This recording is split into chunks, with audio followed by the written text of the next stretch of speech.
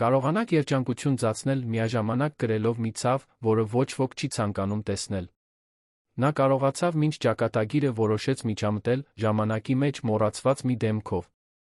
Հենց այդ պահին բոլորի ներկայությամբ ճշմարտությունը պայթեց տարիներով զսպված ճիչի նման։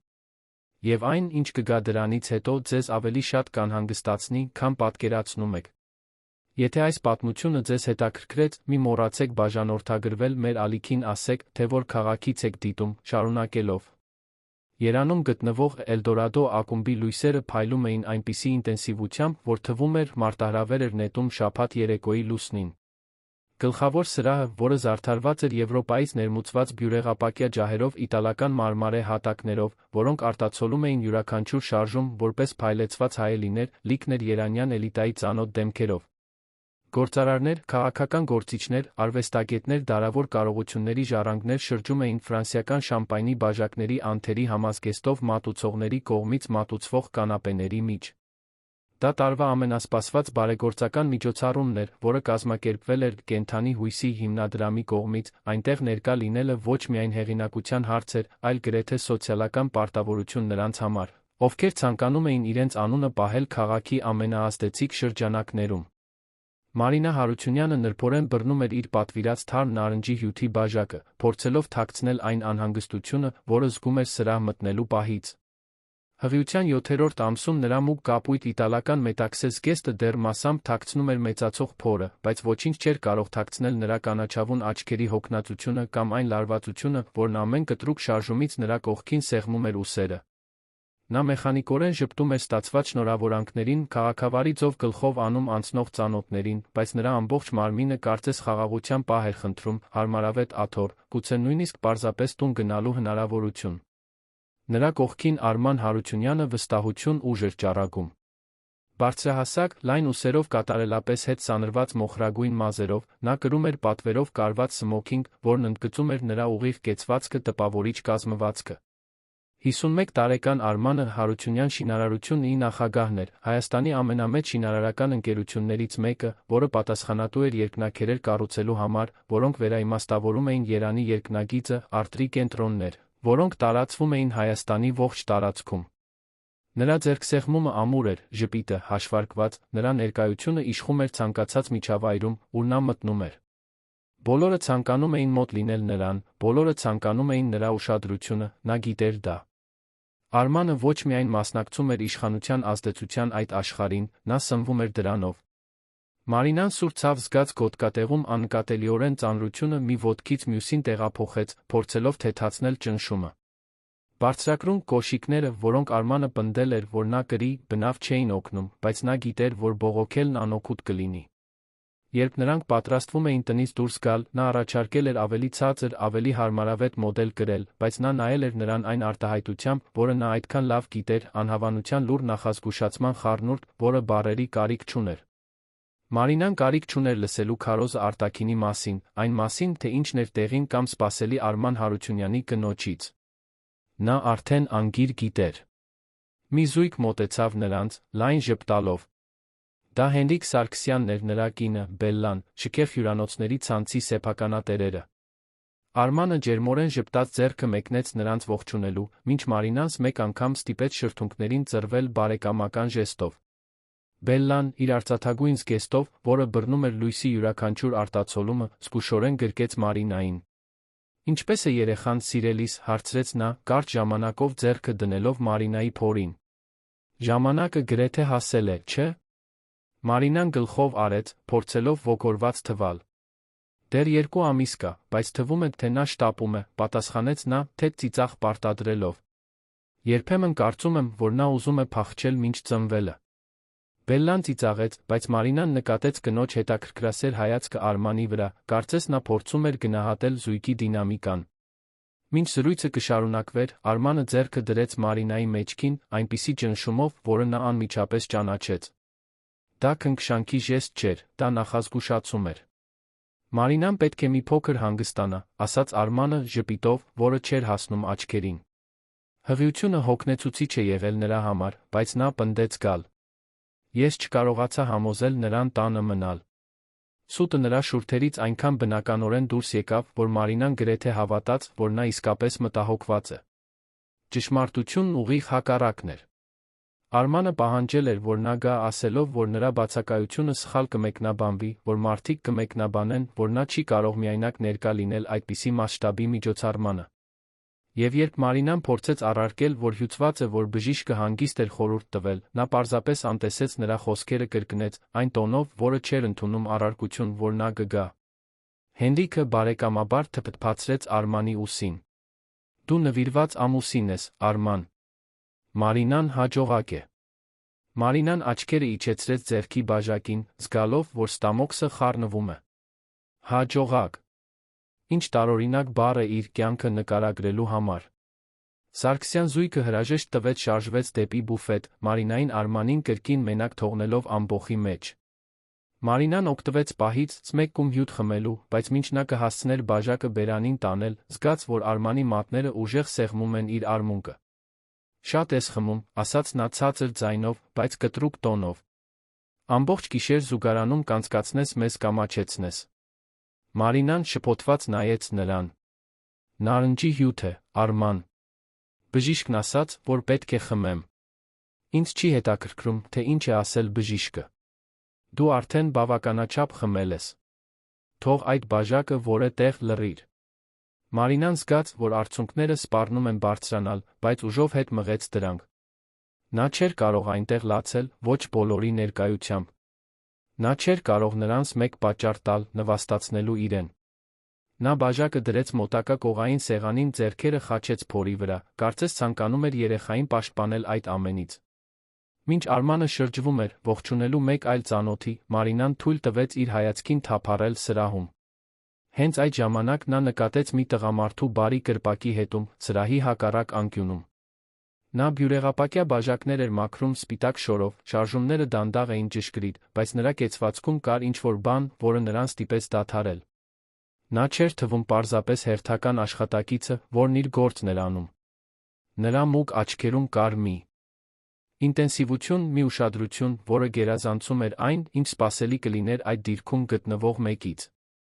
Եվ, կարճ ժամանակով, նրանց հայացքները խաչվեցին։ Մարինան տարօրինակ դող զգաց իր ողնաշարում։ Այդ դեմքի մեջ, նրա դիտելուձի մեջ կար ինչ-որ ծանոթ բան, բայց նա չկարողացավ պարզել, թե ինչ։ Մինչ նա կհասցներ ավելին մտածել այդ մասին, Արմանը կրկին ուշադրությունը դարձրեց նրան։ Մի փոքր շրջենք, հրամայեց նա, կրկին ձեռքը դնելով նրա մեջքին, նրբորեն մղելով սրահի կենտրոն։ Պետք է խոսեմ Արտրի պալատի նախագահի հետ։ Եվ ժպտա, Մարինա։ Դու հուղարկավորության դեմք ունես։ Մարինան հնազանդվեց, ինչպես միշտ։ Նա ժպտաց, ողջունեց, քաղաքավարի մեկնաբանություններ արեց միջոցառման, դեկորացիայի, նորածնի գալուստի մասին, իր ոգորության մասին։ Բայց ներսում նա զգում էր, կարծես քիչ-քիչ փլուզվում էր։ Արմանի յուրաքանչյուր կոպիտ խոսքը նրա ինքնագնահատականից պակաս մի բեկոր էր։ Անհավանության յուրաքանչյուր հայացքս մեկ աղյուս էր այն պատի մեջ, որը նրան բանտարկում էր։ Եվ ամենավատն այն էր, որ ոչ ոք կարծես չէր նկատում։ Կամ գուցե բոլորը նկատում էին, բայց ընտրում էին անտեսել։ Ի վերջո, Արման Հարությունյանի նման մարդու գործերին միջամտելը հենց խելամիտ որոշում չէր։ Սրահում գրեթե մեկ ժամ շրջելուց հետո Մարինան զգաց, որ ոտքերը սկսում են թուլանալ։ Մեջքի ցավն ուժեղացել էր, նա գիտեր, որ պետք է նստի, գոնե մի քանի րոպեով։ Նա թեթակի դիպավ Արմանիթին, ով աշխույժ զրույցի մեջ էր երկու գործադիրների հետ քաղաքի հարավային հատվածում նոր ձեռնարկության մասին։ Արման, ես պետք է մի փոքր նստեմ, շշնջաց նա, փորձելով չընդհատել նրան։ Նա նույնիսկ չնայեց նրան։ Սպասիր, 4-ին պատասխանեց նա, առանց զրույցից շեղվելու։ Մարինան խորը շունչ քաշեց, փորձեց ամուր մնալ, բայց գլխապտույտը սկսեց տիրել։ Նա աչքերով փնտրեց դատարկ աթոռ, բայց բոլորը զբաղված էին կամ շատ հեռու։ Հենց այդ ժամանակ նա կրկին նկատեց բարի կրպակի հետի տղամարդուն։ Այս անգամ նա պարզապես չէր դիտում։ Նա անհանգստացած էր թվում, կարծես կարող էր տեսնել նրա միջով, կարծես կարող էր զգալ այն անհանգստությունը, որը նա այդքան փորձում էր թաքցնել։ Ինչ-որ պատճառով, որը նա չկարողացավ բացատրել, Մարինան հույսի կայծ զգաց։ Գուցե նա այնքան մենակ չէր, որքան կարծում էր։ Մինչդեռ սրահի մյուս կողմում բարի փայլեցված կարմրածառի կրպակի հետում Գաբրիել Մելքոնյանը մեխանիկական շարժումներով մաքրում էր սմեկ բյուրեղապակյա բաժակ, բայց նրա աչքերը երբեք չէին շեղվում մուգ կապույտ զգեստով կնոջից։ Նա ճանաչել էր նրան այն պահին, երբ նա մտել էր սրահ, չնայած նա ակնհայտորեն չէր ճանաչել իրեն։ Ինչպես կարող էր։ Գրեթե 12 տարի էր անցել նրանց վերջին հանդիպումից, շատ բան էր փոխվել։ Նա էր փոխվել։ Բայց նա, չնայած տարիներին հանգամանքներին, դեռ նույն Մարինան էր, որին նա հիշում էր, իր կրտսեր քույրը, աղջիկը, ով վազվզում էր իր հետ ընտանեկան տան բակում, դեռահասը, ով լաց էր լինում իր ուսին, երբ աշխարհը չափազանց ծանր էր թվում։ Գաբրիելը ուժեղ սեղմեց շորը, զգալով, որ ծնոտը կծկվում է։ Նա հեռացել էր ընտանիքից մի շարք դժվար ընտրություններից հետո, որոշումներ, որոնք այն ժամանակ անհրաժեշտ էին թվում, բայց որոնք թանկ էին նստել նրա վրա։ Նա հեռացվել էր տնից հոր կողմից, մեղադրվելով Մելքոնյանների անունը պահվածքով պղծելու մեջ, որը ընտանիքը համարում էր անընդունելի։ Գաբրիելը եղել էր ապստամբ, մարտահրավեր նետող, հրաժարվել էր հետել իր համար գծված ճանապարհին։ Այնուհետ նա հեռացել էր, թողել երանը իր հետում, տարիներ շարունակ վերակառուցել էր իր կյանքը զրոյից այլ քաղաքներում, այլ մարզերում։ Նա քրտնաջան աշխատել էր, լավ ներդրումներ կատարել, սովորել ճիշտ մարդկանցից, աստիճանաբար կառուցել մի կարողություն, որը մրցում էր այդ սրահում ներկա շատ մարդկանց կարողությունների հետ։ Բայց նա այդ ամենն արել էր ուշադրության կենտրոնից հեռու, այն ազգանունից հեռու, որը մի օր դատապարտել էր նրան։ Երբ նա վերջապես որոշեց վերադառնալ երան, դա կոնկրետ նպատակ ուներ։ Նա ցանկանում էր դիտել, հասկանալ, թե ինչ էր պատահել իր ընտանիքի, Մարինայի հետ, առանց իրեն բացահայտելու։ Եվ այդպես նա ստացավ այդ ժամանակավոր աշխատանքը Էլդորադո ակումբում, օգտագործելով կեղծ անուն, ներկայանալով պարզապես Գաբրիել, հատուկ միջոցառումների համար վարձված բարմեն։ Այնտեղ ոչ ոք չգիտեր, թե ով էր նա իրականում։ Ոչ ոք չէր կասկածում, որ բարի կրպակի հետի տղամարդը Գաբրիել Մելքոնյան Վարդանյանն էր, Հայաստանի հնագույն կարողություններից մեկի ժառանգը, արդյունաբերողի որդին, ով կայսրություն էր կառուցել հանքարդյունաբերության ոլորտում։ Բայց հիմա, տեսնելով Մարինային այնտեղ, ակնհայտորեն անհարմարավետ այն տղամարդու կողքին, ում Գաբրիելն արդեն մանրամասն ուսումնասիրել էր մինչ այդ գիշերվա աշխատանքը ընդունելը, նա զգաց, որ անտեսանելի մնալու իր բոլոր մտադրությունները սկսում են տատանվել։ Արման Հարությունյան։ Գաբրիելը ճանաչում էր այդ տեսակը։ Մարդիկ, ովքեր իշխանությունն ու փողը օգտագործում էին որպես վերահսկողության գործիքներ, ովքեր իրենց կանանց տեսնում էին ոչ թե որպես գործընկերներ, այլ որպես իրենց սեփական կերպարի ընդլայնում։ Գաբրիելը կարդացել էր Արմանի մասին հոդվածները, նրա կասկածելի գործերի մասին, աշխատանքային բողոքների մասին, որոնք խորհրդավոր կերպով անհետանում էին, այն մասին, թե ինչպես էր նա վերաբերվում աշխատակիցներին։ Եվ հիմա, դիտելով, թե ինչպես էր նա վերաբերվում Մարինային, Գաբրիելը զգաց, որ հին զայրույթը սկսում է եռալ իր կրծքի մեջ։ Նա տեսավ, թե ինչպես Արմանը ուժեղ սեղմեց Մարինայի թը։ Տեսավ, թե ինչպես նա փորձեց առարկել, լռեցվեց։ Տեսավ ցավը նրա աչքերում, հրաժարումը նրա ուսերում։ Եվ տեսավ ամենակարևորը, որ շուրջ բոլորը ոչ ոք կարծես պատրաստ չէր որևէ բան անել այդ մասին։ Գաբրիելը բաժակը դրեց բարի վրա, երկու ձեռքը հենեց փայտե մակերեսին, փորձելով հանգստանալ։ Նա չէր կարող պարզապես անցնել սրահը դիմակայել Արմանին։ Դեռ ոչ։ Նրան ճիշտ պահ էր պետք, բացվածք։ Բայց նա գիտեր, որ չի կարող այնտեղ կանգնած մնալ, դիտելով, թե ինչպես է իր քույրը տառապում, շատ ավելի երկար։ Մի մատուցող մոտեցավ բարինց 3 բաժակ շամպայն խնդրեց։ Գաբրիելը արդյունավետորեն պատրաստեց խմիչքները, բայց նրա աչքերը շարունակում էին ուղղված մնալ Մարինայի վրա։ Նա հիմա գունատ էր, նա կարող էր տեսնել, որ նա պայքարում էր ոտքի վրա մնալու համար։ Ինչու՞։ Ոչ ոք նրան աթոռ չէր առաջարկում։ Ինչու՞։ Նրա կողքի այդ սրիկան չէր նկատում, որ նա պետք է նստի։ Այնուհետ տեղի ունեցավ մի բան, որը Գաբրիելին ստիպեց շարժվել մինչ մտածելը։ Մարինան մի քայլ կողքի արեց, ակնհայտորեն գլխապտույտից, գրեթե սայթաքեց։ Արմանը բռնեց նրա թից, բայց ոչ զգուշորեն, այլ զայրույթով։ Եվ հենց այդ պահին, երբ նա կրացավ ինչ-որ բան ասաց նրա ականջին, որը նրա դեմքը էլ ավելի գունատ դարձրեց, Գաբրիելը թողեց ամեն ինչ, սկսեց անցնել սրահը։ Նա չգիտեր, թե կոնկրետ ինչ կաներ, երբ հասներ այնտեղ։ Նա ծրագիր չուներ։ Բայց նա գիտեր, որ չէր կարող այլս դիտել։ Մարինան, մինչդեռ, զգում էր, որ աշխարհը պտտվում է իր շուրջը։ Արմանի խոսքերը արձագանքում էին նրա մտքում, որպես թույն։ Դու տեսարան ես սարքում։ Դու ինձ ամաչեցնում ես։ Եթե չես կարող քեզ պահել, ես քեզ տուն կտանեմ, այնտեղ փակված կմնաս, մինչ սովորես մեծահասակի պես վարվել։ Նա ուզում էր բղավել, որ հղի է, որ հոգնած է, որ նա դաժան է անզգա։ Բայց խոսքերը դուրս չեկան։ Դրանք երբեք դուրս չէին գալիս։ Փոխարենը, նա պարզապես գլխով արեց, զգալով, որ արցունքները վերջապես թափվում են լուռ հոսում նրա դեմքով։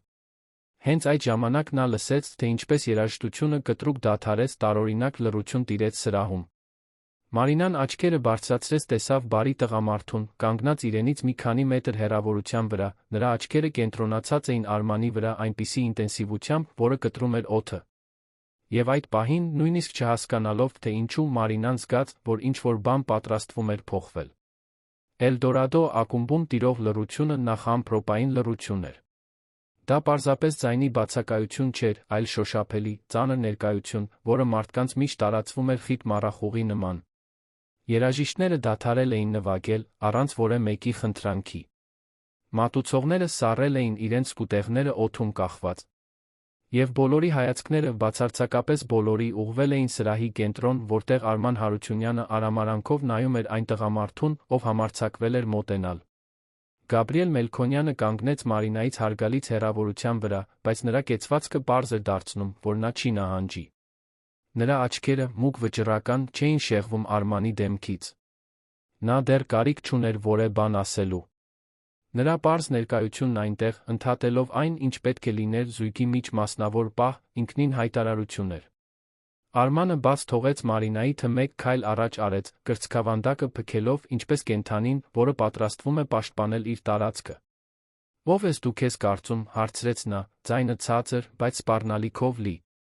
Դու այս ակումբի աշխատակից ես։ Վերադարձիր քո տեղը, մինչ ես քեզ չազատեմ աշխատանքից։ Գաբրիելը չշարժվեց։ Նրա աչքերը կարճ ժամանակով սահեցին Մարինայի վրա, ով նրան դիտում էր շփոթության մի բանի խառնուրդով, որը թվում էր թեթացում նախքան Արմանի վրա վերադառնալը։ Ես մեկն եմ, ով չի դիտի, թե ինչպես է հղի կնոջը այդպես վերաբերվում, հանգիստ պատասխանեց Գաբրիելը, բայց նրա ձայնը այնպիսի ծանրություն ուներ, որ շուրջ բոլորը մի քանի մարդ հետ քայլ արեցին։ Արմանը կարճ անհումոր ծիծաղեց։ Դու պատկերացում չունես, թե ում հետ ես խոսում։ Դա քո գործը չէ։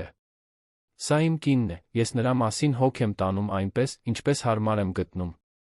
Հիմա հեռացիր իմ աչքից, թե չէ ես կապահովեմ, որ դու այլս երբեք չաշխատես այս քաղաքի որևէ վայրում։ Մարինան զգաց, որ սիրտը արագանում է։ Նա ուզում էր ինչ-որ բան ասել, ուզում էր խնդրել Գաբրիելին չմիջամտել, ոչ թե նրանից վախից, այլ այն վախից, թե ինչ կարող էր անել Արմանը հետո, երբ նրանք մենակ լինեին։ Բայց խոսքերը կոկորդում էին, խճճվում, դուրս չէին գալիս։ Նա կարող էր միայն դիտել, քարացած, մինչ լարվածությունն աճում էր։ Բելլա Սարգսյանը, արծաթագույն զգեստով կինը, ով ավելի վաղ խոսել էր Մարինայի հետ, մեկ քայլ առաջ արեց, կարծես ցանկանում էր միջամտել, բայց նրա ամուսինը, Հենրիքը, բռնեց նրա արմունկից թեթակի գլխով արեց։ Մի միջամտիր, Բելլա, շշնջաց նա։ Դա մեր խնդիրը չէ։ Բայց Բելլան չէր կարողանում աչքերը շեղել։ Նա նկատել էր, ինչպես ներկա մյուս կանայք, թե ինչպես էր Արմանը վերաբերվում Մարինային։ Դա առաջին անգամը չէր, որ նա ականատես էր լինում անհարգալից վերաբերմունքի փոքր նշանների, կծու մեկնաբանությունների, որոնք քողարկված էին կատակների տակ, շոշափումների, որոնք ավելի շատ վերահսկող էին թվում, քան քնքուշ։ Բայց ոչ ոք երբեք ոչինչ չէր ասել։ Ոչ ոք երբեք չէր մարտահրավեր նետել Արման Հարությունյանին։ Գաբրիելը վերջապես հայացքը շեղեց Արմանից, կենտրոնացավ Մարինայի վրա։ Տիկին, լավ եք, հարցրեց նա, ձայնը զգալիորեն մեղմանալով։ Ինչ-որ բանի կարիք ունեք։ Ջո, նստելու տեղ։ Մարինան բերանը բացեց, բայց մինչ նա կհասցներ պատասխանել, Արմանը պայթեց։ Մի խոսիր նրա հետ, բղավեց նա, էլ ավելի շատ ուշադրություն գրավելով։ Դու թույլտվություն չունես խոսելու իմ կնոջ հետ։ Դու ոչ ոք ես, պարզապես աշխատող։ Հենց այդ պահին ինչ-որ բան փոխվեց Գաբրիելի մեջ։ Նրա արտահայտությունը, մինչ այդ վերահսկվող, կարծրացավ։ Նա մեկ քայլ առաջ արեց, մոտենալով Արմանին այնպես, որ գործարարը բնազդաբար հետ քաշվեց։ Ոչ ոք, կրկնեց Գաբրիելը, նրա ձայնը հիմա ավելի բարձր էր, արձագանքելով սրահում։ Աշխատող։ Դու կարծում ես, որ կարող ես ցանկացած մարդու ստորադաս վերաբերվել պարզապես այն պատճառով, որ փող ազդեցություն ունես։ Ես կարող եմ անել այն, ինչ ուզում եմ, բղավեց Արմանը, ամբողջովին կորցնելով ինքնատիրապետումը։ Դու չգիտես, թե ում հետ ես կռվում։ Ես Արման Հարությունյանն եմ։ Ես եմ կառուցում այս քաղաքը։ Ես եմ վճարում քո նման մարդկանց աշխատավարձը։ Հանդիսատեսն այժմ ամբողջովին կլանված էր տեսարանով։ Ոմանք աննկատելիորեն հանեցին իրենց բջջային հեռախոսները, սկսելով ձայնագրել։ Մյուսները շշնջում էին միմյանց հետ, շոկի մեջ Արմանի պահվածքից, ով միշտ ներկայանում էր որպես կիրթ զուսպ մարդ։ Մարինան զգաց, որ ոտքերը կրկին թուլանում են, այս անգամ նա իսկապես սկսեց ընկնել։ Գաբրիելը զարմանալի արագությամբ շարժվեց, նրբորեն բռնելով նրա թից, մինչ նա կհասցներ գետնին հասնել։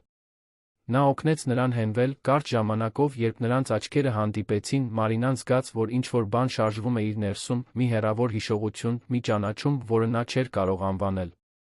Հեռացրու քո ձեռքերը իմ կնոջից, բղավեց Արմանը, հենց այդ ժամանակ ամեն ինչ փլուզվեց։ Արմանը շարժվեց դեպի Գաբրիելն ու Մարինան, աջ ձեռքը բարձրացրած, մինչ որը մեկը կհասցներ մարսել, թե ինչ էր կատարվում, նա ուժեղ ապտակ հասցրեց Մարինայի դեմքին։ Ձայնը արձագանքեց սրահում որոտի նման, լռեցնելով նույնիսկ այն շշուկները, որոնք սկսել էին ձավորվել։ Մարինան հետ շրջվեց, ձեռքը անմիջապես թռավ դեմքին, աչքերը լայն բացված, շոկից ու ցավից։ Մյուս ձեռքը բնազդաբար փաթաթեց փորը, պաշտպանելով երեխային։ Ամբողջ սրահը սառեց։ Թվում էր, ժամանակը կանգ էր առել։ Ոչ ոք չէր շնչում։ Ոչ ոք չէր շարժվում։ Եվ ապա, դանդաղորեն, ինչպես ալիքը, որը ձավորվում է մինչ լողափին կոտրվելը, իրականությունը սկսեց տիրել։ Արման Հարությունյանը, Երանի ամենահարգված հզոր մարդկանցից մեկը, հենց նոր ապտակել էր իր հղի կնոջը հարյուրավոր վկաների առաջ։ Որոշ կանայք ձեռքերը դրեցին բերանին, սարսափած։ Տղամարդիկ անհարմար հայացքներ փոխանակեցին։ Բելլա Սարգսյանը վերջապես ազատվեց ամուսնուց, վազեց դեպի Մարինան, գրկելով նրան։ Ամեն ինչ լավ է, սիրելիս, ամեն ինչ լավ է, կրկնում էր նա, չնայած ակնհայտորեն ոչինչ լավ չէր։ Գաբրիելը բացարձակապես անշարժ մնաց 3 ամբողջ վայրկյան, մարսելով այն, ինչ հենց նոր տեսել էր։ Երբ նա վերջապես շարժվեց, դա սարսափելի հանգստությամբ էր։ Նա կանգնեց Արմանի Մարինայի միջ, նրա պաշտպանողական կեցվածքը պարզ էր դարձնում, որ ցանկացած նոր ագրեսիայի փորձ պետք է նախ անցներ նրա միջով։ Դու հենց նոր սարսափելի սխալ գործեցիր, ասաց Գաբրիելը, ձայնը ցածր, բայց զսպված զայրույթով թրթռացող։ Արմանը վերջապես գիտակցելով իր արածի մեծությունը, շուրջ բոլորը նայեց, տեսավ տասնյակ բջջային հեռախոսներ, ուղղված իր վրա, ամեն ինչ ձայնագրելով։ Նրա դեմքը, մինչ այդ կարմրած զայրույթից, սկսեց գունատվել։ Նա ձեռքը մեկնեց դեպի Մարինան, կարծես ցանկանում էր շտկել իր արածը։ Մարինա, ես չէի ուզում, դու ինձ հրահրեցիր, դու։ Մի ավարտիր այդ նախադասությունը, ընդհատեց Գաբրիելը, նրա ձայնը կտրուկ էր, ինչպես ապակին։ Մի համարձակվիր նրան մեղադրել քո արածի համար։ Արմանը շրջվեց դեպի Գաբրիելը, այդ պահին ինչ-որ բան փոխվեց նրա արտահայտության մեջ։ Կարծես նա վերջապես իսկապես նայում էր իր դիմացի տղամարդուն, նկատելով ոչ միայն նրա կեցվածքը, այլ ինչ-որ բան նրա աչքերում, նրա պահվածքի մեջ, որը չէր համապատասխանում ակումբի պարզ աշխատակցին։ Ո՞վ ես դու, հարցրեց Արմանը, այս անգամ առանց նախկին ամբարտավանության, ձայնի մեջ անորոշության նշույլով։ Գաբրիելը երկար լուռ մնաց, իսկ հետո դանդաղ մտածված շարժումներով հանեց բարի աշխատակիցների կրած ժիլետը, դրեց մոտակա աթոռին։ Նա արձակեց սպիտակ վերնաշապիկի թքերի կոճակները, դրանք փաթաթեց մինչ արմունկները, մի ժեստ, որը ինչ-որ կերպ ամբողջովին փոխեց նրա ներկայությունը։ Նա այլս աշխատակից չէր թվում։ Նա թվում էր մեկը, ով հանում էր մի զգեստ բացահայտում, թե ով էր իրականում։ Իմ անունը Գաբրիել Մելքոնյան Վարդանյան է, հստակ ասաց նա, նրա ձայնը հիմա լցնում էր ամբողջ սրահը։ Եվ այն կինը, ում դուք հենց նոր ապտակեցիք, իմ քույրն է։ Եթե նախորդ լռությունը ծանր էր եղել, ապա սա ճնշող էր։ Մարինան զգաց, որ աշխարհը պտտվում է։ Նա նայեց Գաբրիելին, այս անգամ իսկապես նայեց, հանկարծ ամեն ինչ տեղը ընկավ։ Աչքերը, նրա շարժվելու ձայնի տոնը։ Ինչպես նա չէր նկատել նախկինում։ Գաբրիել։ Նրա եղբայր Գաբրիելը, ով այդքան վաղուց էր հեռացել, ում նա կարծում էր, որ այլս երբեք չի տեսնի։ Ոչ, շնջաց նա, արցունքները հիմա ազատորեն հոսում էին։ Գաբրիել։ Նա շրջվեց դեպի նա թեթակի գլխով արեց, աչքերը արցունքոտ։ Ողջույն, Մարինա։ Ցավում եմ, որ այդքան երկար տեց վերադառնալս։ Բայց հուզական վերամիավորումը պետք է սպասեր, որովհետև ամբողջ սրահը պայթել էր շշուկներով բացականչություններով։ Գաբրիել Մելքոնյան Վարդանյան։ Անունը անծանոթ չէր, չնայած այն հազվադեպ էր արտասանվում Երանի սոցիալական շրջանակներում։ Մելքոնյան Վարդանյանների ընտանիքը Հայաստանի հնագույն հարուստ ընտանիքներից մեկն էր, որի կարողությունները կառուցվել էին հանքարդյունաբերության, տրանսպորտի, վերջերս տեխնոլոգիայի ոլորտում։ Բայց Գաբրիելը եղել էր սվոչխարը, որդին, ով ապստամբել էր հեռացվել։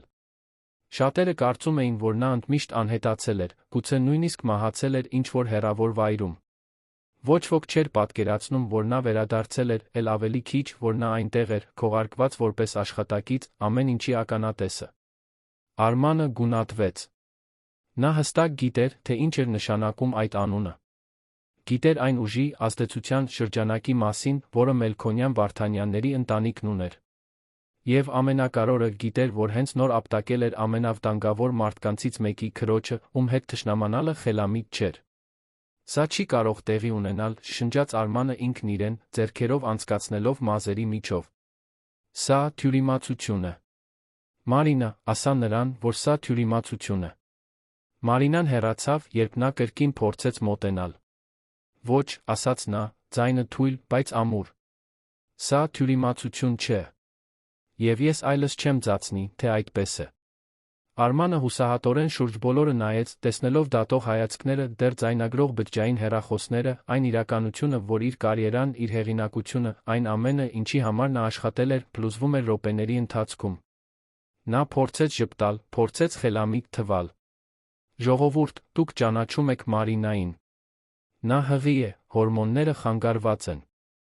Նա բաներ է հորինում, իրավիճակները չափազանցնում։ Ես երբեք դիտավորյալ չէի վնասի նրան։ Դա պարզապես հիասթափության պահ էր, մի։ Ես ամեն ինչ տեսա, հստակ ընդհատեց մի ձայն։ Դա Բելլան էր, ով դեռ բռնում էր Մարինային։ Եվ դա պատահականություն չէր։ Դա դիտավորյալ էր։ Դա բռնի էր։ Եվ դա բացարձակապես անընդունելի էր։ Մյուսները սկսեցին համաձայնել, ձայները վերածվում էին դատապարտման խառնաշփոթի։ Արմանը գիտակցեց, որ կորցրել էր պատմողական վերահսկողությունը։ Նա այլս թյուրիմացության զոհը չէր։ Նա ագրեսորն էր, բոլորը տեսել էին դա։ Եթե դուք ապրեիք այս պատմության մեջ, ինչպես կվերաբերվեիք հանրային միջոցառման ժամանակ բռնության իրավիճակ տեսնելիս։ Կմիջամտեիք, թե՞ լուռ կմնայիք։ Թողեք ձեր կարծիքը մեկնաբանություններում։ Գաբրիելը զգուշորեն մոտեցավ Մարինային, կարծես նա ինչ-որ փխրուն բան լիներ, որը կարող էր ցանկացած պահի կոտրվել։ Մարինա, մեղմորեն ասաց նա, դուք պետք է գնաք հիվանդանոց։ Պետք է համոզվեք, որ երեխան լավ է։ Մարինան գլխով արեց, դեռ շոկի մեջ, դեռ մարսելով այն ամենը, ինչ տեղի էր ունեցել։ Գաբրիելը իրական էր։ Նա այնտեղ էր։ Եվ տարիներ շարունակ առաջին անգամ նա մենակ չէր։ Արմանը փորձեց արգելափակել ճանապարհը, երբ Գաբրիելը սկսեց ուղղորդել Մարինային դեպի ելքը։ Նա ոչ մի տեղ չի գնա առանց ինձ, ասաց նա, նրա ձայնը հիմա հուսահատությամբ։ Նա իմ կինն է։ Նա ձեզ սեփականությունը չէ, պատասխանեց Գաբրիելը, նրա համբերությունը ակնհայտորեն սպառվում էր։ Եվ եթե դուք կրկին փորձեք դիպչել նրան, ես երաշխավորում եմ, որ դուք կունենաք ոչ միայն բջջային հեռախոսի տեսախցիկների հետ կապված խնդիրներ։ Ակումբի անվտանգությունը, որը մինչ այդ կատվածահար էր մնացել, չիմանալով, թե ինչպես վարվել այդքան հզոր մարդկանց ներգրավող իրավիճակում, վերջապես շարժվեց։ Երկու պահակ կանգնեցին Արմանի խմբի մնացած անդամների միջ, ստեղծելով ֆիզիկական արգելք։ Պարոն Հարությունյան, ասաց նրանցից մեկը ամուր ձայնով, մենք ստիպված կլինենք խնդրել, որ դուք հեռանաք ակումբից։ Դուք չեք կարող ինձ դուրս հանել, բղավեց Արմանը։ Դուք գիտեք, թե ինչքան փող եմ ես նվիրաբերում այս ակումբին։ Քանի մարդ եմ ես բերել այստեղ տարիների ընթացքում։ Այդուհանդերձ, պարոն, պատասխանեց պահակը, ամուր մնալով։ Այն, ինչ տեղի ունեցավ այսօր, չի կարող անտեսվել։ Արմանը վերջին անգամ շուրջ բոլորը նայեց, տեսնելով միայն դատապարտող, քննադատող դեմքեր։ Նա հանեց բջջային հեռախոսը գրպանից խելագարորեն սկսեց հավաքել։ Պետք է զանգել իր փաստաբանին, ընկերության նախագահին, ցանկացած մեկին, ով կարող էր զսպել վնասը։ Բայց նա գիտեր, խորքում, որ արդեն ուշ էր։ Տեսանյութն արդեն տարածվում էր։ Մարդիկ արդեն խոսում էին։ Եվ աշխարհում ոչ մի փաստաբան չկար, ով կարող էր ջնջել այն, ինչ տեսել էին հարյուրավոր վկաներ։ Մինչ Արմանին պահակների ուղեկցությամբ դուրս էին բերում, Գաբրիելը օգնեց Մարինային քայլել դեպի ելքը։ Բելլան ուղեկցում էր նրանց, հրաժարվելով Մարինային մենակ թողնել։ Միջոցառման մյուս կանայք մոտեցան, աջակցություն առաջարկելով, իրենց սեփական պատմությունները ցածր ձայնով պատմելով, ստեղծելով համերաշխության հոսք, որը Մարինան երբեք նախկինում չէր զգացել։ Ակումբից դուրս, Երանի գիշերային զով օդը հարվածեց Մարինայի դեմքին, որպես արթնացում։ Նա խորը շունչ քաշեց, ժամերի ընթացքում առաջին անգամ զգալով, որ իսկապես կարող է շնչել։ Գաբրիելը կանչեց իր վարորդին, սաննկատ մեքենա, որը հայտնվեց վայրկյանների ընթացքում։ Մենք քեզ կտանենք հիվանդանոց, ասաց Գաբրիելը, օգնելով նրան մտնել մեքենան։ Մենք կհամոզվենք, որ դու երեխան լավ եք։ Եվ հետո Մարինա, հետո մենք կխոսենք ամեն ինչի մասին։ Այդ բոլոր տարիների մասին։ Այն մասին, թե ինչ տեղի ունեցավ։ Այն մասին, թե ինչ կլինի հիմա։ Մարինան գլխով արեց, չափազանց հյուծված խոսելու համար։ Նա հենվեց փափուկ կաշվե նստատեղին, փակեց աչքերը, զգալով, որ արցունքները լուր հոսում են։ Բայց այս անգամ դրանք միայն ցավի արցունքներ չէին։ Դրանք նա թեթացման արցունքներ էին։ Ազատագրման։ Եվ, գուցե, հույսի։ Մեքենան սկսեց շարժվել, թողնելով Էլդորադո ակումբը, որտեղ երեկույթը վերածվել էր բուռն քննարկման այն մասին, ինչ բոլորը տեսել էին։ Ոմանք պաշտպանում էին Արմանին, պնդելով, որ բոլորն էլ թուլության պահեր են ունենում։ Բայց մեծամասնությունը, հատկապես կանայք, զայրացած էին, շոկի մեջ վճռական, թույլ չտալու, որ այդ ագրեսիան մոռացվի կամ նվազագույնի հասցվի։ Ակումբի ներսում Արմանը վերջապես կարողացավ դուրս գալ, բայց ոչ նախքան զրույցների բեկորներ լսելը, որոնք նրա արյունը սառեցրին։ Ես միշտ գիտեի, որ նրա հետ ինչ-որ բան այն չէր։ Դուք տեսաք, թե ինչպես էր նա վերաբերվում աշխատակիցներին։ Իմ զարմիկը աշխատում էր նրա ընկերությունում, ասում էր, որ նա բռնակալ էր։ Ինչ զզվելի է։ Ինչպես է նա համարձակվում հարվածել հղի կնոջը։ Նա մտավ իր սեփական մեքենան, փայլունսը Մերսեդես, ուժեղ փակեց դուռը։ Նրա մատները դողում էին, երբ նա կրկին փորձում էր զանգահարել իր փաստաբանին։ Երբ վերջապես կապ հաստատեց, խոսքերը դուրս եկան հուսահատ հոսքով։ Ռոբերտ, դու պետք է շտկես սա։ Դու պետք է տեսանյութերը անհետացնես։ Դու պետք է պարզաբանման հայտարարություն անես։ Դու պետք է։ Փաստաբանը ընդհատեց նրան ծանր հառաչանքով։ Արման, ես արդեն տեսել եմ տեսանյութերը։ Դրանք ամենուր են։ Twitter-ի թրենդային թեմա։ WhatsApp խմբեր։ Լրատվական պորտալներ։ Դա անհետացնելու հնարավորություն չկա։ Ուրեմն ինչ անեմ, հարցրեց Արմանը, նրա ձայնը կոտրվելով։ Դու պատրաստվիր, պատասխանեց փաստաբանը։ Որովհետև սա շատ ավելի վատ կլինի, մինչ լավանա։ Արմանը անջատեց հեռախոսը, նետեց այն կողքի նստատեղին։ Նա ձեռքերը խփեց ղեկին, հիասթափությունից բղավելով։ Ինչպես էր ամեն ինչ այդքան արագ փլուզվել։ Ինչպես էր մի պարզ ապտակը վերածվել սրա։ Բայց մինչ Արմանը խորանում էր ինքնախղճահարության մեջ, առանց իսկապես գիտակցելու իր արածի լրջությունը, Մարինան հիվանդանոցում էր, պառկած սայլակի վրա, Գաբրիելը բռնած նրա ձեռքը, Բելլան նրա կողքին։ Բժիշկը հենց նոր էր ավարտել ուլտրաձայնային հետազոտությունը, հանգստացնող ժպտում էր։ Երեխան լավ է, հայտարարեց նա։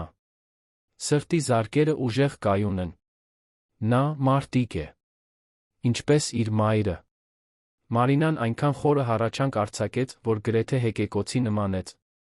Նա ուժեղ սեղմեց Գաբրիելի ձեռքը, երբ նա կռացավ ու համբուրեց նրա ճակատը, կարծես մի ամբարտակ կոտրվեց նրա ներսում։ Նա լացեց այնպես, ինչպես տարիներով չէր լացել, ազատելով ամբողջ ցավը, ամբողջ վախը, ամբողջ մենակությունը, որը նա այդքան երկար կրել էր։ Եվ մինչ նա լաց էր լինում, շրջապատված մարդկանցով, ովքեր իսկապես հոգ էին տանում իր մասին, Մարինան լուր խոստում տվեց իրեն իր կրած երեխային։ Երբեք այլս։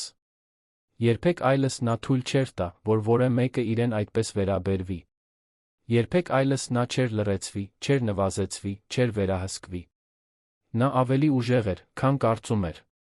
Եվ հիմա, իր եղբոր կողքին, նա վերջապես ուներ ուժ վերակառուցելու իր կյանքը։ Հաջորդ առավոտը բացվեց Երանի համար, ինչպես միշտ, աշխույժ ու աղմկոտ, բայց Մարինայի համար աշխարհը կարծես ամբողջովին փոխել էր իր առանցքը։ Նա արթնացավ կենտրոնի Գաբրիելի պենթհաուսի հյուրասենյակում, փաթաթված եգիպտական բամբակյա սավաններով, որոնք նարտոսի բույր ունեին։ Կարճ ժամանակով, դեռ քնկոտ, նա գրեթե մոռացավ այն ամենը, ինչ տեղի էր ունեցել։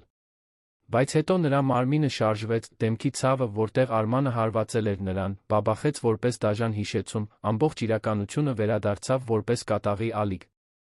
Նա դանդաղ նստեց անկողնում, ձեռքը դնելով դեմքին նրբորեն շոշափելով կարմրած հատվածը։ Կապտուկ էր ձավորվում, այն բանի ֆիզիկական նշանը, ինչ նա կրել էր։ Մարինան շուրջբոլորը նայեց նրբաճաշակ կահավորված սենյակին, իր չեզոք երանգների պատերով խնամքով տեղադրված աբստրակտ արվեստի գործերով, երախտագիտության ալիք զգաց, խառնված ամոթի հետ։ Երախտագիտություն, որ մենակ չէր, ամոթ, որ թույլ էր տվել, որ իր կյանքը հասներ այդ կետին։ Դռան մեղմ թակոցը նրան դուրս բերեց մտքերից։ Մարինա։ Դա Գաբրիելի ձայնն էր, մեղմ ու զգույշ։ Կարող եմ ներս մտնել։ Կարող ես, պատասխանեց նա, արագ շտկելով մազերը։ Գաբրիելը ներս մտավ, սկուտեղի վրա սուրճ, ֆրանսիական հաց, մրգեր թարմ նարնջի հյութ բերելով։ Նա նախորդ գիշերվա սմոքինգը փոխել էր պարզ սպիտակ շապիկով ջինսե տաբատով, իր հիշած եղբոր շատ ավելի անկաշկանդ տարբերակով, բայց դեռս անսխալաբար նա էր։ Նրա աչքերը, սակայն, խորը մտահոգություն էին արտահայտում։ Ինչպե՞ս ես, հարցրեց նա, սկուտեղը դնելով կողային սեղանին նստելով անկողնու մոտի բազկաթոռին։ Կարողացա՞ր քնել։ Մարինան գլխով արեց։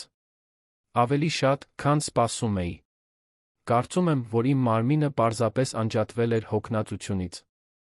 Նա մի պահ վարանեց, ապա ուղիղ նայեց նրան։ Գաբրիել, ես դեռ չեմ կարող հավատալ, որ դու այստեղ ես։ Այդքան տարիներից հետո, այն ամենից հետո, ինչ տեղի ունեցավ։ Գաբրիելը հառաչեց, առաջ թեքվելով արմունկները ծնկներին հենելով։ Ես գիտեմ։ Եվ ես քեզ բացատրություններ եմ պարտք։ Շատ բացատրություններ։ Բայց նախ, ասա ինձ, թե ինչպես է երեխան։ Բժիշկն ասաց, որ ամեն ինչ լավ է, բայց դու ինչ-որ տարբեր բան զգացիր։ Ցավ։ Որ է անհարմարավետություն, բացի ակնհայտից։ Մարինան բնազդաբար ձեռքը դրեց փորին։ Նա լավ է։ Նա նորմալ հարվածում է։ Նույնիսկ ավելի ակտիվ է թվում այսօր, կարծես գիտի, որ ինչ-որ կարևոր բան է տեղի ունեցել։ Նա թույլ ժպտաց։ Կարծում եմ, որ իմ որդին արդեն պաշտպանում է ինձ մինչ ծնվելը։ Նա ուժեղ կլինի, համոզված ասաց Գաբրիելը։ Ինչպես իր մայրը։ Խոսքերը դիպան Մարինային այնպես, ինչպես նա չէր սպասում, նա զգաց, որ արցունքները սպառնում են վերադառնալ։ Նա արագ թարթեց աչքերը, փորձելով զսպել դրանք։ Գաբրիել, ինչ կլինի հիմա։ Արմանը կփորձի ինձ ստիպել վերադառնալ։ Նա միշտ է դա անում։ Միշտ մի միջոց է գտնում ինձ մեղավոր զգալու, ինձ համոզելու, որ ես չափազանցրել եմ, որ։ Նա քեզ մոտ չի գա, վճռականորեն ընդհատեց Գաբրիելը։ Ես արդեն խոսել եմ իմ փաստաբանների հետ այս առավոտ։ Մենք պաշտպանական միջոց ենք պատրաստում։ Իսկ ինչ վերաբերում է երեկվա իրադարձություններին, Մարինա, ամբողջ աշխարհը տեսավ։ Այս անգամ նա չի կարող աղավաղել պատմությունը։ Մարինան վերցրեց գիշերային սեղանին դրված բջջային հեռախոսը, նախորդ գիշերվանից ի վեր առաջին անգամ, ապա արգելափակեց այն։ Էկրանն անմիջապես լցվեց ծանուցումներով։ Հարյուրավոր, հազարավոր, գուցե։ Հաղորդագրություններ։ Մեկնաբանություններ, նշումներ սոցիալական ցանցերում։ Նրա սիրտը արագացավ, երբ նա բացեց լրատվական հավելվածը, տեսավ գլխավոր լուրը։ Գործարարը հղի կնոջը հարվածում է էլիտար միջոցառման ժամանակ, տեսանյութերը շոկում են Հայաստանը։ Նա սեղմեց հոդվածի վրա տեսավ, որ դա պարզապես մեկուսացված նորություն չէր։ Բոլոր խոշոր պորտալները լուսաբանում էին դեպքը։ Կային տնային բռնության մասնագետների վերլուծություններ, հարցազրույցներ բռնության ենթարկված այլ կանանց հետ, բանավեճեր այն մասին, թե ինչպես է հայկական էլիտան հաճախ ծածկում նման պահվածքը։ Եվ տեսանյութերը, որոնք նկարահանվել էին երեկույթի հյուրերի կողմից տասնյակ տարբեր անկյուններից, դարձել էին վիրուսային։ Միլիոնավոր դիտումներ։ Միլիոնավոր մեկնաբանություններ։ Ճնշող մեծամասնությունը աջակցում էր Մարինային դատապարտում Արմանին։ Մարինան թեթացման սարսափի տարօրինակ խառնուրդ զգաց։ Թեթացում, քանի որ առաջին անգամ նա ուներ անհերքելի ապացույց այն բանի, ինչ տեղի էր ունեցել։ Սարսափ, քանի որ նրա անձնական կյանքը, նրա ամենաանվաստացուցիչ պահերը, այժմ բացահայտված էին ամբողջ աշխարհի համար։ Շատ բան եմ ասելու, ասաց Գաբրիելը, դիտելով նրա արտահայտությունը։ Բայց ես պետք է քեզ մի կարևոր բան ասեմ։ Սա միայն քո մասին չէ, Մարինա։ Երեկվա դեպքը բացեց ազգային զրույց։ Այլ կանայք սկսում են խոսել, պատմել իրենց սեփական պատմությունները։ Դու դարձել ես, առանց ցանկության, դիմադրության խորհրդանիշ։ Մարինան անհումոր ծիծաղեց։ Խորհրդանիշ։ Ես պարզապես ուզում էի անտեսանելի լինել։ Պարզապես ուզում էի, որ գիշերն անցներ առանց միջադեպերի։ Նա գլխով արեց։ Եվ հիմա ես այստեղ եմ, տնային բռնության դեմքը Հայաստանում։ Ինչ հեգնանք։ Գաբրիելը վեր կացավ, մոտեցավ նրան, ծնկի իջնելով անկողնու կողքին, նրա աչքերի մակարդակին։ Մարինա, դու սրա համար ոչինչ չես խնդրել։ Դու մեղավոր չես Արմանի արածի համար։ Եվ եթե մարդիկ քեզ օրինակ են համարում, դա ոչ թե այն պատճառով է, որ դու ձախողել ես, այլ այն պատճառով, որ դու փրկվել ես։ Որովհետև դու այստեղ ես, դեռ ոտքի վրա, դեռ պայքարում ես։ Արցունքները, որոնք Մարինան փորձել էր զսպել, վերջապես թափվեցին։ Նա թեքվեց գրկեց եղբորը, 12 տարվա ընթացքում առաջին անգամ զգալով անվտանգության զգացումը, որը միայն ընտանիքը կարող է ապահովել։ Գաբրիելը գրկեց նրան, մխիթարական խոսքեր շշնջալով, մինչ նա լաց էր լինում նրա ուսին։ Երբ նա վերջապես հանգստացավ, հեռացավ, արցունքները ձեռքի հետով սրբելով, Գաբրիելը կրկին նստեց բազկաթոռին։ Հիմա, ասաց նա, ես պետք է քեզ մի քանի բան պատմեմ։ Այն մասին, թե որտեղ եմ եղել, ինչ եմ արել, ինչու եմ վերադարձել։ Մարինան գլխով արեց, բարձը քաշելով կրծքին գրկելու համար։ Գաբրիելը խորը շունչ քաշեց նախքան սկսելը։ Երբ հայրս ինձ դուրս հանեց տնից, երբ նա ասաց, որ ես այլս ընտանիքի մաս չեմ, ես կորած էի։ Դու հիշում ես, թե ինչպես էի այն ժամանակ ապստամբ, մարտահրավեր նետող, միշտ պայքարում նրա ակնկալիքների դեմ, որոնք նա դնում էր իմ վրա։ Նա ուզում էր, որ ես հետեի իր քայլերին, որ ես ստանձնեի ընտանեկան բիզնեսը, որ ես ամուսնանայի մեկ այլ հզոր գործարարի դստեր հետ։ Բայց ես դրանից ոչինչ չէի ուզում։ Ես ուզում էի գտնել իմ սեփական ճանապարհը։ Մարինան հիշում էր։ Նա ընդամենը 15 տարեկան էր, երբ Գաբրիելը հեռացավ, բայց նա հիշում էր վեճերը, դռների շրխկոցները, տանը տիրող մշտական լարվածությունը։ Ես նախ գնացի հարավ, շարունակեց Գաբրիելը։ Աշխատում էի ամենուր, որտեղ կարող էի գտնել։ Շինարարություն, բարեր, նույնիսկ որպես անվտանգության աշխատակից միջոցառումներում։ Ես փող չունեի, կապեր չունեի, ոչինչ չունեի, բացի իմ վճռականությունից։ Բայց ես դիտում էի իմ շուրջ բոլորի մարդկանց, սովորում էի, թե ինչպես են իրականում աշխատում բիզնեսները, ոչ թե օթորակվող հանդիպումների սենյակներում, այլ փողոցներում, իրական զրույցներում։ Նա թեթակի ժպտաց։ Դա լավագույն կրթությունն էր, որը ես կարող էի ստանալ։ Եվ հետո հարցրեց Մարինան։ Հետո ես հաջողակ եղա։ Կամ տաղանդավոր։ Գուցե երկուսն էլ։ Ես հանդիպեցի մի ներդրողի, ով սկսում էր տեխնոլոգիական ստարտափ։ Նրան պետք էր մեկը, ով կհասկանար թե բիզնեսից, թե մարդկանցից։ Ես մտա որպես փոքրամասնության բաժնետեր, ներդնելով այն քիչը, ինչ հավաքել էի։ Ընկերությունը պայթեց։ 3 տարում մենք այն վաճառեցինք միջազգային կոնգլոմերատին այնպիսի գումարով, որը լավ, որը ամբողջովին փոխեց իմ կյանքը։ Մարինան աչքերը լայն բացեց։ Ուրեմն դու չափազանց հաջողակ։ Այո։ Գաբրիելը հենվեց բազկաթոռին։ Բայց փողը երբեք նպատակը չի եղել, Մարինա։ Նպատակը միշտ եղել է ինքս ինձ ապացուցելը, որ ես կարող եմ դա անել միայնակ, առանց ընտանիքի անվան, առանց հոր կապերի։ Եվ ես կարողացա։ Այդ առաջին վաճառքից հետո ես ներդրումներ կատարեցի այլ ընկերություններում, ոմանք բարգավաճեցին, ոմանք ոչ։ Բայց ես կառուցեցի ինչ-որ իրական բան, ինչ-որ բան իմը։ Եվ ինչու։ Վերադարձար։ Ինչու։ Հիմա։ Գաբրիելը երկար լուռ մնաց, աչքերը հառած ինչ-որ հեռավոր կետի։ Որովհետև ես հոգնել էի փախչելուց։ Հոգնել էի ձացնելուց, թե ընտանիք չունեմ, արմատներ չունեմ։ Եվ որով հետ։ Նա ուղիղ նայեց նրան, ես իմացա, որ դու ամուսնացել ես։ Արման Հարությունյանի հետ։ Եվ երբ ես սկսեցի ուսումնասիրել նրա մասին, այն մասին, թե ինչպիսի մարդ էր նա, ես անհանգստացա։ Ես մի քանի անգամ փորձեցի կապ հաստատել քեզ հետ, բայց դու համարդ փոխել էիր, բոլոր այն ուղիները, որոնցով ես փորձեցի քեզ գտնել, արգելափակված էին։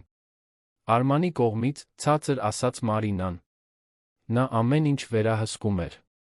Իմ հեռախոսը, իմ էլեկտրոնային նամակները, իմ սոցիալական ցանցերը։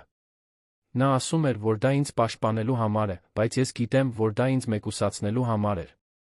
Գաբրիելը բռունցքները սեղմեց, ակնհայտորեն պայքարելով զայրույթը զսպելու համար։ Այնուհետ ես որոշեցի վերադառնալ, բայց աննկատ։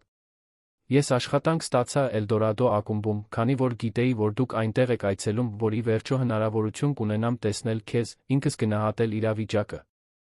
Նա գլխով արեց։ Ես չէի սպասում, որ այնքան վատ կլինի, ինչպես կար։ Ես չէի սպասում, որ ստիպված կլինեմ այդպես միջամտել։ Բայց երբ ես տեսա, թե ինչպես է նա ձեռքը բարձրացնում քո վրա, Մարինա, այլ ընտրություն չկար։ Չկար մի աշխարհ, որտեղ ես կանգնած կմնայի, դիտելով, թե ինչպես է իմ քույրը բռնության ենթարկվում։ Մարինան սեր երախտագիտություն զգաց այնքան ուժեղ, որ գրեթե խեղդեց նրան։ Շնորհակալ եմ, շշնջաց նա։ Շնորհակալ եմ վերադառնալու համար։ Շնորհակալ եմ այնտեղ լինելու համար։ Միշտ, պատասխանեց Գաբրիելը։ Միշտ այստեղ կլինեմ հիմա։ Նրանք մի քանի րոպե հարմարավետ լռության մեջ մնացին, յուրաքանչյուրն իր մտքերի մեջ կորած, մինչ Գաբրիելի հեռախոսը զանգահարեց։ Նա նայեց էկրանին, հոնքերը գնճռեց։ Իմ փաստաբանն է։ Պետք է պատասխանեմ։ Մարինան գլխով արեց, որ նա գնա, Գաբրիելը դուրս եկավ սենյակից։ Կրկին մենակ, Մարինան ստիպեց իրեն մի փոքր ուտել նրա բերած նախաճաշից։ Հացը թարմ էր խրթխրթան, մրգերը քաղցր ու հյութալի, բայց ամեն ինչ ստվարաթղթի համ ուներ նրա բերանում։ Նա գիտեր, որ պետք է ուտի երեխայի համար, բայց նրա ստամոքսը տագնապից խառնվել էր։ Նա կրկին նայեց հեռախոսին, այս անգամ բացեց հաղորդագրությունները։ Կային տասնյակ անհայտ համարներ, բայց նա հաղորդագրություններ մարդկանցից, ում նա ճանաչում էր։ Բելլա Սարգսյանը երկար ու քնքուշ հաղորդագրություն էր ուղարկել, առաջարկելով անհրաժեշտ աջակցություն իր տունը որպես ապաստան, եթե Մարինային պետք լիներ։ Ակումբի այլ կանայք, ում Մարինան ճանաչում էր միայն մակերեսորեն, ուղարկել էին նմանատիպ հաղորդագրություններ։ Կարծես լուռ քույրություն էր ձավորվել մեկ գիշերվա ընթացքում։ Բայց կային նա Արմանից հաղորդագրություններ։ Շատ։ Առաջինները զայրացած էին, մեղադրողական, պահանջում էին, որ նա անմիջապես վերադառնա տուն։ Հետո եկան մանիպուլյատիվները, ասելով, որ նա անհանգստացած է, որ պետք է համոզվի, որ նա լավ է, որ ամեն ինչ կարող է լուծվել, եթե նրանք պարզապես խոսեն։ Եվ վերջինները հուսահատ էին, աղերսում էին, փոփոխություններ խոստանում, երդվում, որ դա այլս երբեք չի լինի։ Մարինան կարդաց բոլորը, յուրաքանչյուր անցնող հաղորդագրությամբ ինչ-որ բան նրա ներսում կարծրացավ։ Նա ճանաչում էր օրինակը։ Զայրույթ, մեղք, խոստումներ։ Ցիկլը, որը կրկնվել էր այդքան անգամ իր ամուսնության ընթացքում։ Բայց այս անգամ տարբեր էր։ Այս անգամ ամբողջ աշխարհը դիտում էր։ Եվ այս անգամ նա իրական ընտրություն ուներ։ Դողացող մատներով Մարինան սկսեց պատասխան գրել։ Ոչ թե Արմանին, այլ իրեն։ Մտադրությունների հայտարարություն։ Արման, ես չեմ վերադառնա։ Ոչ հիմա, ոչ երբեք։ Այն, ինչ դու արեցիր 3 տարիների անհարգալից վերաբերմունքի, վերահսկողության էմոցիոնալ բռնության վերջին կաթիլն էր։ Ես ավելին եմ արժանի։ Իմ որդին ավելին է արժանի։ Եվ ես ամեն ինչ կանեմ, որպեսզի նա մեծանա մի միջավայրում, որտեղ սերը չի շփոթվի վերահսկողության հետ, որտեղ հարգանքը կլինի ցանկացած հարաբերության հիմքը։ Նա 3 անգամ կարդաց հաղորդագրությունը, նախքան ուղարկելու համարձակություն գտնելը։ Երբ վերջապես դա արեց, նա զգաց, կարծես մի հսկայական բեռ էր հանվել ուսերից։ Գաբրիելը վերադարձավ սենյակ մի քանի րոպե անց, նրա արտահայտությունը լուրջ էր։ Նորություններ ունենք, ասաց նա։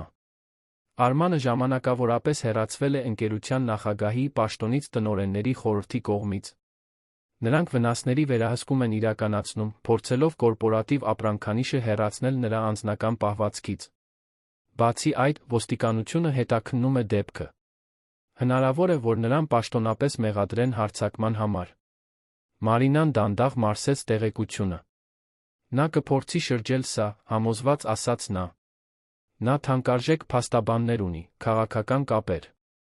Այո, համաձայնեց Գաբրիելը։ Բայց այս անգամ նա պայքարում է ոչ միայն քո դեմ։ Նա պայքարում է հասարակական կարծիքի դեմ, արդարության դեմ, բոլոր այն կանանց դեմ, ովքեր իրենց սեփական ցավը տեսան այդ տեսարանում։ Եվ դա, Մարինա, շատ ավելի հզոր է, քան ցանկացած թանկարժեք փաստաբան։ Մարինան գլխով արեց, ցանկանալով հավատալ նրա խոսքերին։ Բայց նա ճանաչում էր Արմանին։ Ճանաչում էր նրա մանիպուլյացիայի կարողությունը, իրավիճակները իր օգտին շրջելու նրա հմտությունը։ Նա գիտեր, որ պայքարը նոր էր սկսվում։ Ինչ անեմ հիմա, հարցրեց նա, ձայնը փոքր։ Ինչպես վերակառուցեմ իմ կյանքը սրանից հետո։ Գաբրիելը մոտեցավ, բռնեց նրա ձեռքերը։ Մեկ քայլ միաժամանակ։ Նախ, դու ապաքինվում ես։ Ֆիզիկապես, էմոցիոնալ առումով։ Հետո, դու կայացնում ես անհրաժեշտ իրավական որոշումները։ Ամուսնալուծության հայց, գույքի բաժանում, երեխայի խնամակալություն։ Եվ այս ամբողջ գործընթացի ընթացքում դու մենակ չես լինի։ Ես այստեղ կլինեմ։ Իմ փաստաբաններն այստեղ կլինեն։ Եվ բոլոր այն կանայք, ովքեր քեզ աջակցում են, նրանք նույնպես այստեղ կլինեն։ Մարինան զգաց, որ արցունքները վերադառնում են, բայց այս անգամ դրանք տարբեր էին։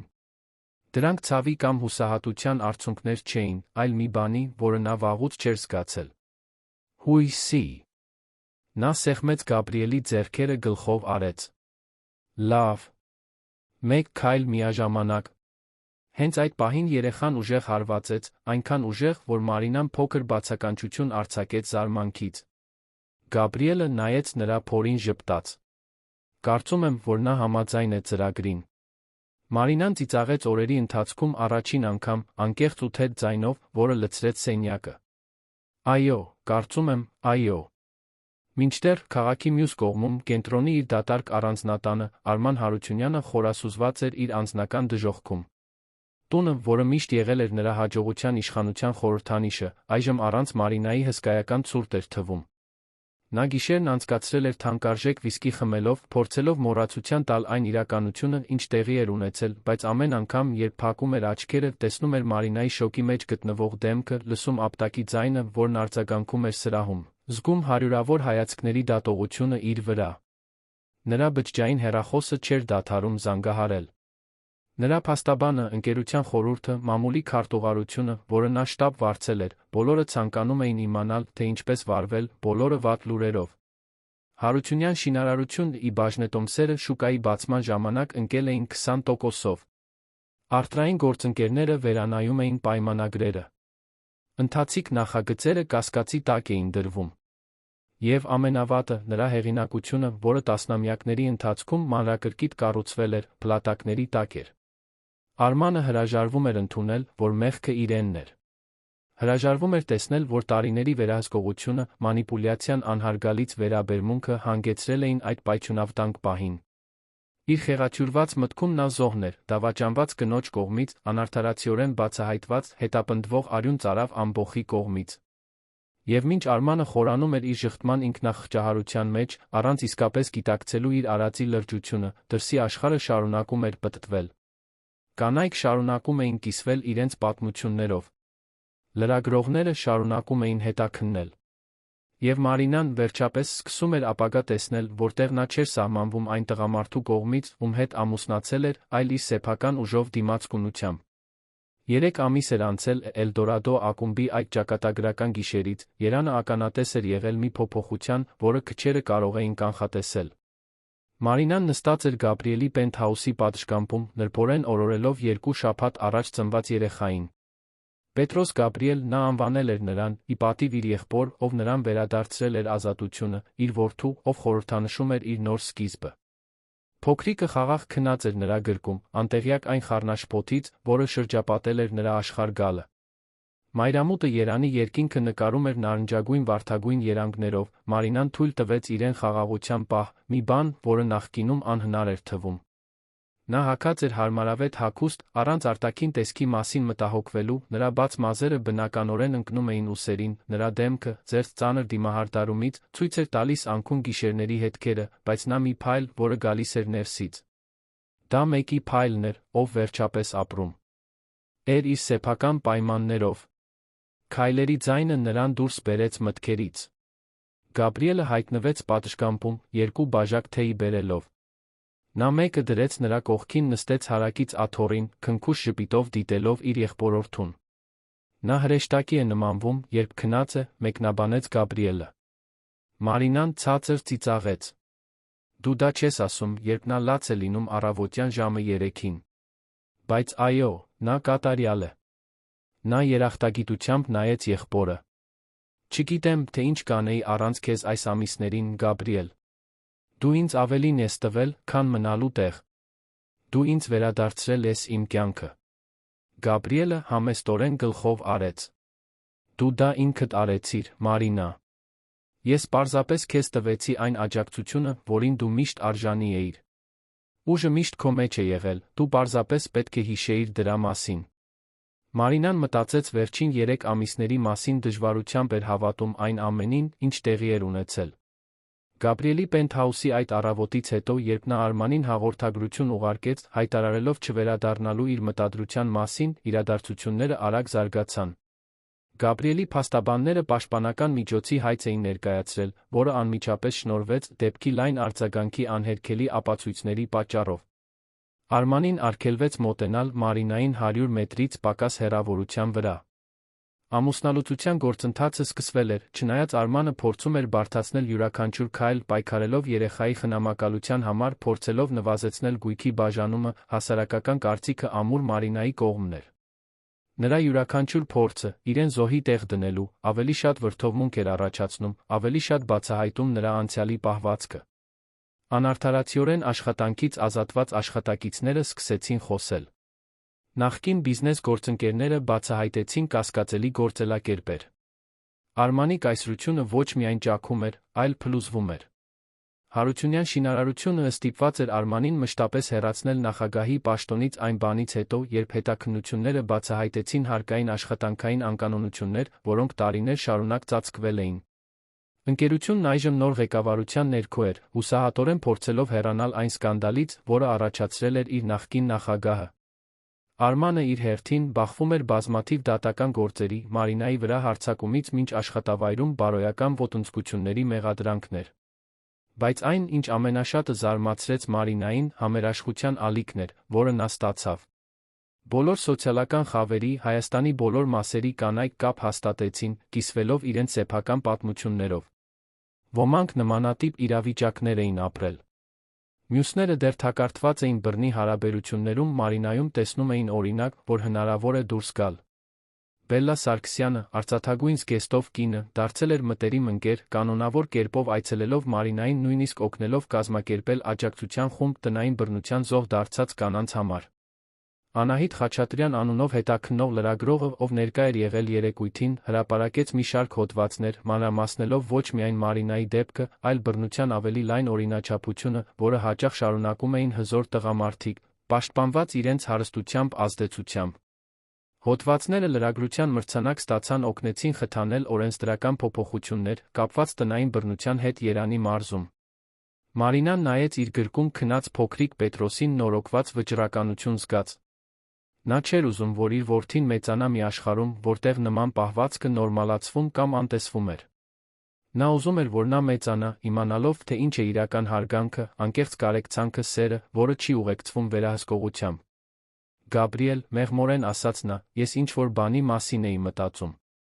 Նա ուշադիր նայեց նրան։ Ինչի՞ մասին։ Իմ հետ տեղի ունեցածը օգտագործել այլ կանանց օգնելու համար։ Ոչ միայն դրա մասին խոսելով, այլ ինչ-որ կոնկրետ բան ստեղծելով։ Մի հիմնադրամ, գուցե, որը կառաջարկի իրավական, հոգեբանական, ֆինանսական աջակցություն այն կանանց, ովքեր ցանկանում են դուրս գալ բռնի հարաբերություններից, բայց ռեսուրսներ չունեն։ Մարինան խորը շունչ քաշեց։ Ես գիտեմ, որ հիմա հարթակ ունեմ, նույնիսկ եթե չեմ խնդրել դրա համար։ Եվ կարծում եմ, որ այդ հնարավորությունը կորցնել կլիներ, եթե դրանով լավ բան չանեի։ Գաբրիելը ժպտաց, նրա աչքերը փայլում էին հպարտությունից։ Կարծում եմ, որ դա հիանալի գաղափար է։ Եվ դու կարող ես հույս դնել իմ լիակատար աջակցության վրա, ֆինանսական ցանկացած այլ ձով։ Իրականում, նա առաջ թեքվեց, ես նույնիսկ անվան առաջարկ ունեմ։ Ինչպես կլինի նոր սկիզբ հիմնադրամը։ Որովհետև դա հենց այն է, ինչ դու անում ես, դա այն է, ինչով կարող ես օգնել այլ կանանց նույնպես անել։ Մարինան զգաց, որ հուզմունքի արցունքներ են գոյանում իր աչքերում։ Դա կատարյալ է։ Հաջորդ օրերին Մարինան Գաբրիելը սկսեցին աշխատել նախագծի վրա։ Նրանք վարձեցին կանանց իրավունքների մասնագետ փաստաբաններ, տրավմայի փորձ ունեցող հոգեբաններ, սոցիալական աշխատողներ, ովքեր կարող էին օգնել գործնական հարցերում, ինչպիսիք են բնակարանը, աշխատանքը։ Հիմնադրամի մասին լուրը հասավ մամուլին, Մարինան կրկին հայտնվեց ուշադրության կենտրոնում, բայց այս անգամ տարբեր էր։ Այս անգամ նա էր վերահսկում պատմությունը։ Մինչ Մարինան կառուցում էր իր ապագան, Արմանը ավելի ու ավելի էր խորասուզվում իր անցյալում։ Կենտրոնի առանձնատունը, որը նախկինում նրա հաջողության խորհրդանիշն էր, այժմ վաճառվում էր ամուսնալուծության գույքի բաժանման մաս։ Նրա այսպես կոչված ընկերները անհետացել էին, ոչ ոք չէր ուզում կապված լինել այն մարդու հետ, ով դարձել էր ամուսնական բռնության հոմանիշ։ Նա փորձել էր հարցազրույցներ տալ, հանրայնորեն պաշտպանվել, բայց յուրաքանչյուր հայտնվելը վատացնում էր նրա իմիջը։ Նրա ներողությունները դատարկ էին թվում, նրա արդարացումները թույլ էին, նրա հրաժարումը, իսկապես պատասխանատվություն կրելու իր արածի համար, միայն ավելի էր սնում վրդովմունքը։ Մի կեսօր, Պետրոսի ծնվելուց 3 շաբաթ անց, Մարինան զանգ ստացավ իր փաստաբանից։ Տիկին Հարությունյան, կամ ավելի ճիշտ, Տիկին Մելքոնյան, նա շտկեց իրեն, հարգելով այն փաստը, որ Մարինան վերադարձել էր իր օրիորդական ազգանվանը, նորություններ ունեմ գործընթացի վերաբերյալ։ Մարինան զգաց, որ ստամոքսը սեղմվում է։ Ինչ է տեղի ունեցել։ Արմանը ընդունել է մեր բոլոր պայմանները։ Գույքի բաժանումը, ինչպես առաջարկել էինք, Պետրոսի խնամակալության վերաբերյալ ոչ մի առարկություն, նա ստորագրել է այցելության ցանկացած իրավունքից հրաժարում, մինչ տղան բավականաչափ մեծանա, ինքնուրույն որոշելու, արդյոք ցանկանում է հոր հետ շփում ունենալ։ Բացի այդ, նա համաձայնել է վճարել զգալի ալիմենտ, ստեղծել է հավատարմագրային հիմնադրամ Պետրոսի կրթության համար։ Մարինան մի պահ լուռ մնաց, Մարսելով։ Ինչու՞ հարցրեց նա վերջապես։ Ինչու՞։ Նա կընդուներ այս ամենը։ Նա պայքարում էր յուրաքանչյուր փոքր մանրամասնի դեմ մինչ հիմա։ Փաստաբանը հառաչեց։ Կարծում եմ, որ նա վերջապես գիտակցեց, որ հաղթելու ճանապարհ չկար։ Նրա դեմ ապացույցները ճնշող էին, հասարակական կարծիքը ամբողջովին նրա դեմ էր, պայքարը շարունակելը միայն կերկարացներ նրա հանրային տառապանքը։ Բացի այդ, նա բախվում է հնարավոր քրեական մեղադրանքների։ Նրա փաստաբանները հավանաբար խորհուրդ են տվել, որ ամուսնալուծության հարցում համագործակցությունը կարող է բարենպաստ դիտվել դատավորի կողմից քրեական գործով։ Մարինան փակեց աչքերը, զգալով թեթացման մի բանի խառնուրդ, որը նա չէր սպասում, տխրության նշույլ։ Ոչ թե Արմանի համար տխրություն, այլ մի երազանքի մահվան համար, որը նա մի օր ունեցել էր։ Երջանիկ ամուսնության, միասնական ընտանիքի, իրական սիրո երազանքը։ Բայց նա գիտեր, որ այդ երազանքը հիմնված էր պատրանքի վրա, որ այն իրականությունը, որը նա հիմա կառուցում էր, թե ավելի դժվար, անսահմանորեն ավելի արժեքավոր էր։ Շնորհակալ եմ ինձ տեղեկացնելու համար, ասաց նա փաստաբանին։ Ուղարկեք վերջնական փաստաթղթերը, երբ պատրաստ լինեն։ Հեռախոսը անջատելուց հետո Մարինան երկար նստեց, մարսելով նորությունը։ Գաբրիելը, ով լսել էր զրույցի մի մասը, մոտեցավ։ Ինչպե՞ս ես զգում քեզ։ Ազատ, անկեղծորեն պատասխանեց նա։ Տարիների ընթացքում առաջին անգամ, իսկապես ազատ։ Ամուսնալուծության գործընթացը ավարտվեց 6 շաբաթ անց, կարճ դատական նիստով, որին Արմանը նույնիսկ չներկայացավ, ուղարկելով իր փաստաբանին իր փոխարեն։ Մարինան ամուր ձեռքով ստորագրեց փաստաթղթերը, յուրաքանչյուր ստորագրություն մեկ քայլ հեռու իր ապրած մղձավանջից, մեկ քայլ մոտ այն կյանքին, որը նա ուզում էր կառուցել։ Երբ Մարինան այդ կեսօրին դուրս եկավ դատարանից, նրան դիմավորեց կանանց մի փոքր խումբ, ովքեր հավաքվել էին աջակցություն ցույց տալու համար։ Նրանք կրում էին քաջալերանքի ուժի հաղորդագրություններով պաստառներ։ Նրանցից մեկը, 25-ից ոչ ավելի երիտասարդ մի կին, ամաչկոտ մոտեցավ։ Տիկին Մարինա, կարող եմ ձեզ հետ մի պահ խոսել։ Մարինան գլխով արեց, քաջալերող ժպտալով։ Ես պարզապես ուզում էի շնորհակալություն հայտնել, ասաց երիտասարդ կինը, նրա աչքերը արցունքոտ։ Ես շատ նման հարաբերությունների մեջ էի, ինչ ձերը։ Իմ ընկերը վերահսկում էր ինձ, մեկուսացնում իմ ընկերներից ու ընտանիքից, ստիպում էր ինձ զգալ, որ խենթ եմ, իր պահվածքը կասկածի տակ դնելու համար։ Բայց երբ ես տեսա, թե ինչ տեղի ունեցավ ձեզ հետ, երբ ես տեսա, թե ինչպես դուք վեր կացաք, ասացիք ոչ, ես քաջություն գտա նույնն անելու համար։ Ես բաժանվեցի նրանից 1 ամիս առաջ, ես նորից եմ սկսում իմ կյանքը։ Մարինան զգաց, որ արցունքները ազատորեն հոսում են, երբ նա գրկեց երիտասարդ կնոջը։ Շնորհակալ եմ սա ինձ հետ կիսվելու համար։ Եվ շնորհավորում եմ ձեր քաջության համար։ Դուք արժանի եք երջանիկ լինելու, արժանի եք հարգված լինելու, արժանի եք ճիշտ ձով սիրված լինելու։ Մինչ Մարինան հեռանում էր դատարանից, Գաբրիելը նրա կողքին, իսկ Պետրոսը խաղաղ քնած մանկասայլակում, նա վերջին անգամ հետ նայեց։ Ոչ թե շենքին, այլ այն ամենին, ինչ այն ներկայացնում էր։ Մի գլխի ավարտը։ Մի վերքի փակումը։ Եվ ինչ-որ նոր բանի սկիզբը։ Հաջորդող ամիսները լի էին ինտենսիվ, բայց բարգատրող աշխատանքով։ Նոր սկիզբ հիմնադրամը պաշտոնապես գործարկվեց միջոցառման ժամանակ, որը հավաքեց հարյուրավոր մարդկանց, ներառյալ մի քանի հանրային գործիչների, ովքեր աջակցում էին գործին։ Մարինան հուզիչ ելույթ ունեցավ, պատմելով իր պատմությունը մանրամասներով, որոնք նա երբեք հանրայնորեն չէր կիսվել նախկինում, ոչ թե այն պատճառով, որ ուզում էր բացահայտել իր ցավը, այլ այն պատճառով, որ գիտեր, որ իր խոցելիությունը կարող էր օգնել այլ կանանց ավելի քիչ մենակ զգալ։ Գործունեության առաջին տարում հիմնադրամն օգնեց ավելի քան 500 կանանց դուրս գալ բռնի հարաբերություններից, առաջարկելով ժամանակավոր ապաստանից մինչ անվճար իրավական օգնություն։ Մարինան ներկա էր այդ ճանապարհորդությունների մեծ մասին, զրուցելով կանանց հետ, լսելով նրանց պատմությունները, առաջարկելով իր աջակցությունը։ Եվ յուրաքանչյուր կնոջ հետ, ում նա օգնում էր, նա զգում էր, որ իր սեփական ապաքինումը խորանում է։ Պետրոսն արագ մեծանում էր, ժպտացող առողջ երեխա, ով ուրախություն էր բերում բոլորին։ Գաբրիելը նվիրված հորեղբայր էր, հաճախ աշխատանքից վերադառնում էր նոր նվերներով ժամեր էր անցկացնում եղբորորդու հետ խաղալով։